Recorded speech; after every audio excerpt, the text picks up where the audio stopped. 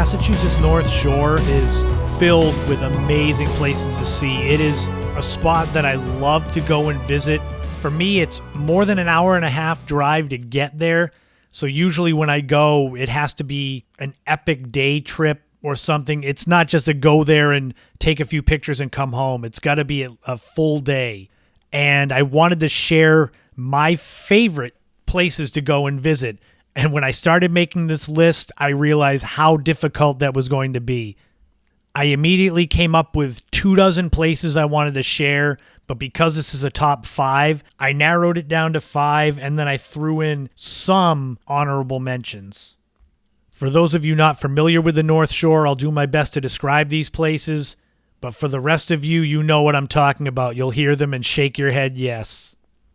Honorable mentions for top 5 places on the Massachusetts North Shore include the Thatcher Island Twin Lights, Revere Beach, Parker River Wildlife Refuge, Castle Hill, Eastern Point Lighthouse, and Hammond Castle.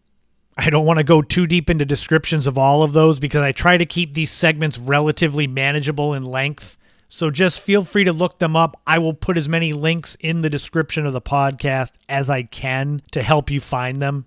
And if you have any questions on any of them, just shoot me an email, christophersetterlund@gmail.com. So let's dive into the actual top 5 North Shore, Massachusetts attractions. Number 1, Marblehead Lighthouse. This is part of Chandler Hovey Park in Marblehead. This lighthouse, it's a skeleton tower. It overlooks Marblehead Harbor, which is always filled with boats. It's just an incredible scene. It's 105 feet tall and is the second lighthouse on the site, replacing the old tower in 1895. It's the only skeleton-type tower in New England. And for photographers, there's so many different vantage points to get this lighthouse either against the sky or with the boats. You have to go and see it. Number 2 is Lynch Park in Beverly. Located at 55 Ober Street, it's right on the water. But the main thing that this is known for that puts it in my top 5 is the Rose Garden. The flowers are beautiful, but the architecture that makes up this garden is what really makes it stand out. And what makes it unique is that it's basically the foundation of what was President Taft's summer White House. You can go any time of year, but I would recommend, obviously, when things are in bloom, so you can get the full scope of color mixed in with the ocean view and the architecture of this garden. Number 3, Motif number 1 in Rockport. This is one of the most painted sites, I believe, in all of the country. You know it when you see it. If you don't know the name Motif number 1, you know the red fishing shack adorned with buoys out in the harbor at Rockport near Bearskin Neck. It's located on Bradley Wharf in Rockport. It got its name from French painter Lester Hornby. He would teach painting classes up on the North Shore in the summer, and it's said that one of his students came to him with the painting of Motif number 1, and I guess everyone painted it because it's an easy spot to paint. And he exclaimed, "What, Motif number 1 again?" And the name stuck. It was originally built in the 1840s and was destroyed in the blizzard of 1978 and was rebuilt. So what you see is a replica, an exact replica of the original. Number 4 is the entire peninsula of Nahant.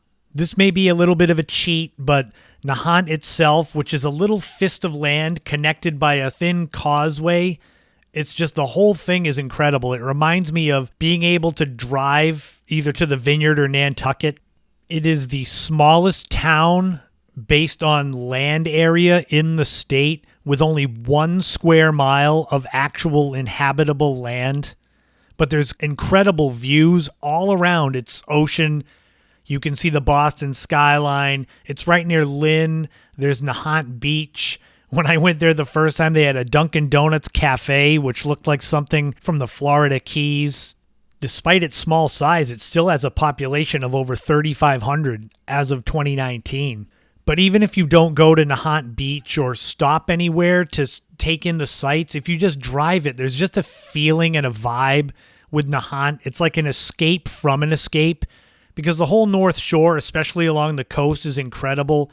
But then Nahant sticks out into the water and you can look back at Marblehead and Lynn and Swampscott and just see it all. So it's a cheat, but it's not a cheat because I definitely recommend even taking the drive. It'll take you 5 minutes to drive around Nahant, but definitely stop and check things out along the way.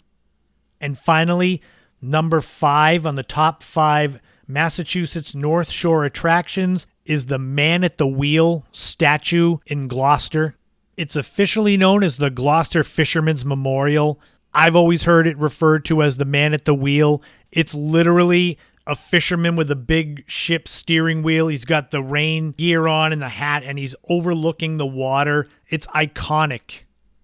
It was built in 1925, and it's dedicated to all the fishermen who have died doing their jobs in Gloucester, because Gloucester is a huge fishing village. And it's got the inscription on the statue, "They that go down to the sea in ships." And in front of it, there are several memorials with the lists of the ships that have gone down out there, including the ship, the Andrea Gale, which was made famous in the movie The Perfect Storm that sunk in 1991. Gloucester is one of my favorite places to go, period, and it's going to get its own road trip segment later down the line in the podcast.